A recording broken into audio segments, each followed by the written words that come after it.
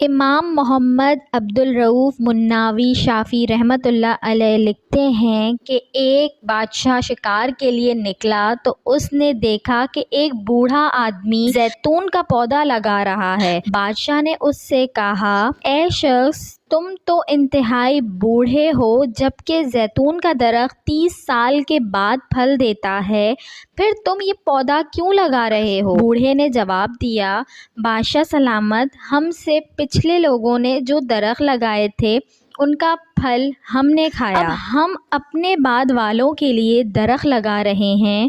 یہ جواب سن کر بادشاہ خوش ہوا اور اس نے کہا، ایران کے بادشاہوں کی یہ عادت تھی کہ جب کوئی بادشاہ کسی شخص کے لیے یہ لفظ کہتا تو اس شخص کو 1000 دینار یعنی سونے کے سکے دیے جاتے۔ اس شخص کو 1000 دینار دے دیے گئے تو اس نے بادشاہ سے دوبارہ عرض کیا، بادشاہ سلامت، زیتون کا درخت 30 سال کے بعد پھل دیتا ہے لیکن اس درخت نے تو فی الفور پھل دے دیا۔ بادشاہ نے دوبارہ کہا اور بوڑھے کو 1000 دینار مزید دے دیے گئے۔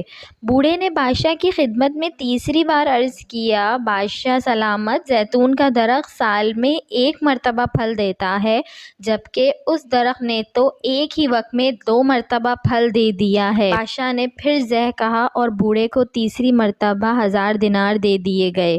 یہ منظر دیکھ کر بادشاہ کے ہمراہی قافلے کو لے کر جلدی جلدی وہاں سے روانہ ہو گئے اور کہنے لگے، اگر ہم اس شخص کے پاس کھڑے رہے تو بادشاہ کا سارا خزانہ خالی ہو جائے گا۔ ہمارے بزرگوں نے صدیوں پہلے علم کے جو پودے لگائے تھے، آج تک ہم ان کے پھلوں سے مستفید ہو رہے ہیں۔ اب ہماری یہ ذمہ داری ہے کہ اسلاف کے لگائے ہوئے ان پودوں یعنی ان کی کتابوں کی حفاظت اور انہیں عام کرنے کے ساتھ ساتھ علم کے ایسے نئے پودے بھی لگائیں جو ہماری آنے والی نسلوں کے لیے فائدہ مند ثابت ہوں۔